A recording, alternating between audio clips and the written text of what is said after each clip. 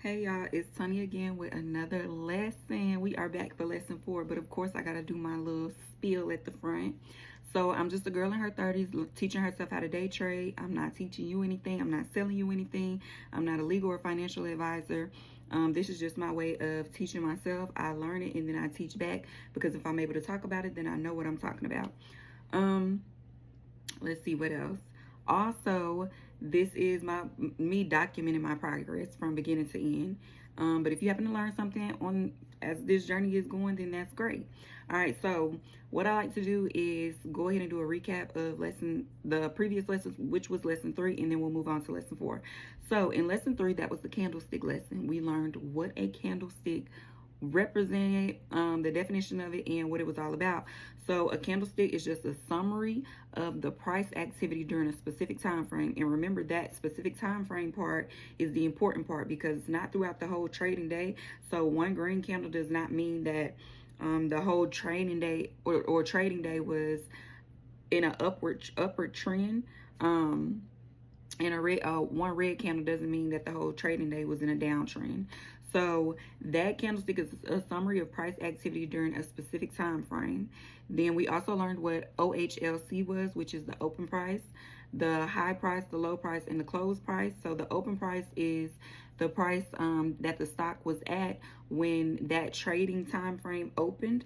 The close price was the price that the stock was at when that time frame closed, or that trading time frame closed. The high was the highest price that trade was at during that time frame, and then the low was the lowest price during that time frame. We also learned what a body was, which y'all, I still got this board.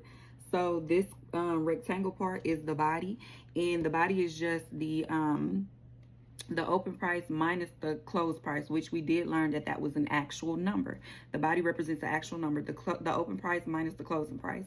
And then these sticks up top and bottom is the upper wick and the lower wick, which is how high the price reached, so that H in the OHLC, and how low did the price reach during that specific time, which was the L in OHLC.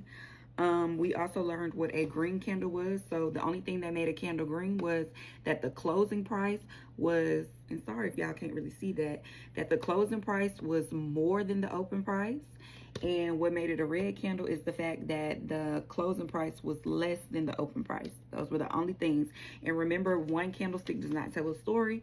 It's just telling the summary of what happened during that specific time frame. So red does not mean go and sell your shares, and green does not mean go and buy your shares.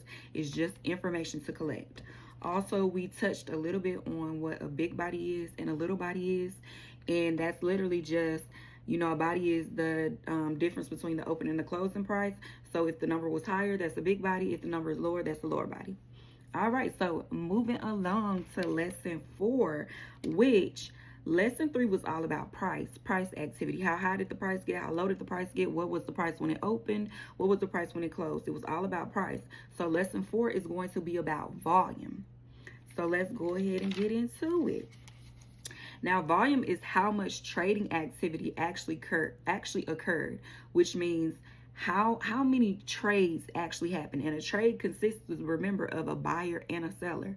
So the volume is how many shares went from one hand to another hand. How many shares went from a seller's hand to a buyer's hand. That is what the volume is, okay? Remember, volume is the amount of shares, the activities, the trading activity that occurred. And price was the candlestick was the summary of price activity. But underneath, there's a volume bar underneath those candles, and that's telling you how much trading activity actually happened, how many trades or how many shares went from the seller's hands to the buyer's hand. That's it. All right, cool. So we're going to, y'all know we got to make this simple. We love to make stuff simple, so I'm going to go ahead and erase our green and red candle. All right. Now, if I sell you one share of TJP, okay? If I sell you one share of TJP, So I have 1 share of TJP and I gave it to you. And remember, TJP is our ticker symbol that stands for Tunny JP. And we're going to pretty much be using that throughout all the lessons. But I, as in Tunny, sell you, the viewer, 1 share of TJP, okay? You bought 1 share of TJP. So I sell you 1 share of TJP. You bought 1 share of TJP. What is the volume?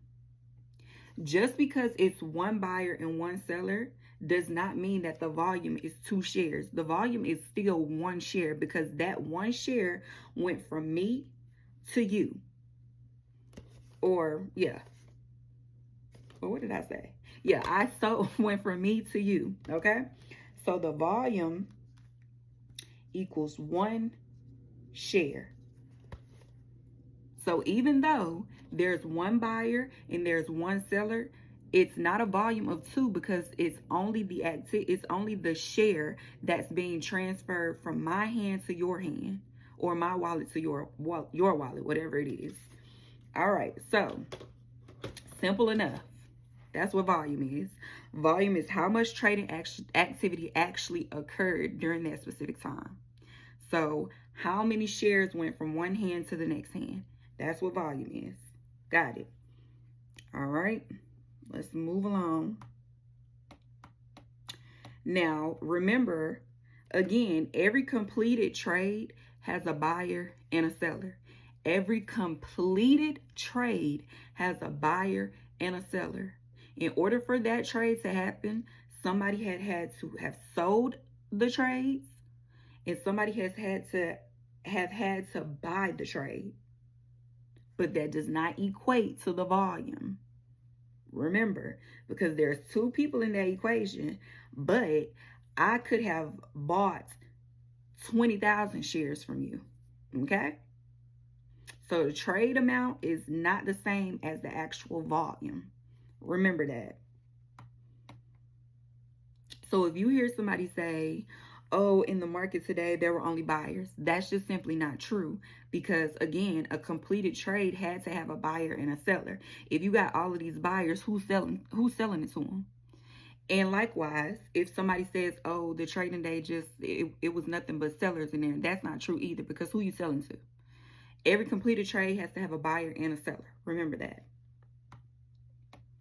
So let's count volume now. All right. And I'm going to use a different board for this because I already wrote on it. All right. So I got a list of buyers and a list of sellers and the volume. So if Tunny bought 100 shares, which is the volume, from Bob, because Bob had 100 shares and he transferred them over to Tunny, that same 100 shares. So the volume is 100. Same as for David. David bought 50 shares from Sarah. Sarah had 50 shares that she transferred over to David, but it's still that 50. So now the volume is 100 and another 50. And this is a trading day, okay? This is an example during a trading day. So then Mike also, let me back up some. So Mike also bought 200 shares from Lisa. So Lisa had 200 shares and then she transferred those 200 shares over to Mike.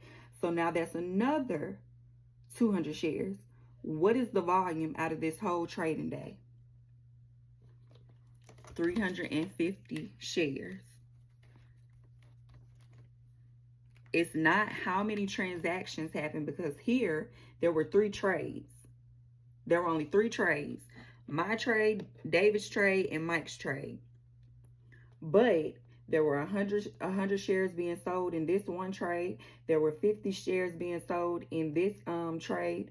And then there was another 200 being sold, 200 shares being sold in another trade. So that's a total of 350 volume. Because remember, volume is the activity. Sorry. Volume is how much trading activity occurred during that trading time period. And in this example, we said it was the whole trading day. All right. Easy enough.